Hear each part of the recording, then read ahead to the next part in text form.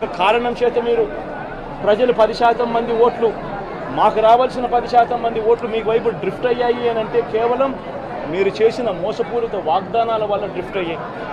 ప్రజలు మీ దగ్గర నుంచి ఎక్స్పెక్ట్ చేస్తూ ఉన్నారు. రైతులు అల్లాడిపోతూ ఉన్నారు, రైతు భరోసా అందక. పిల్లలు అల్లాడిపోతూ ఉన్నారు, పిల్లలు బడులు స్టార్ట్ అయ్యాయి కానీ తల్లులకు అమ్మఒడి కార్యక్రమం ద్వారా వస్తూ ఉన్నది రావడం లేదు. తల్లులు ఎదురుగా ఆశగా ఎదురు చూస్తూ ఉన్నారు. వాళ్ళని చూసుకోండి. అక్క చెల్లెమ్మలకి ఇస్తామన్నారు నెల 1500 రూపాయలు, అది ఇచ్చే కార్యక్రమం చూసుకోండి.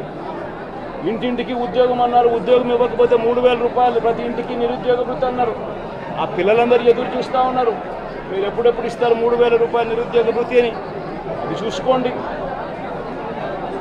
ఇటువంటి ఏవి కూడా మంచి కార్యక్రమాలు ఏవి కూడా చేయకుండా రాష్ట్ర వ్యాప్తంగా భయాందోళన మాత్రమే క్రియేట్ చేసే దుర్బుద్ధిని చేసే దుశ్చర్యను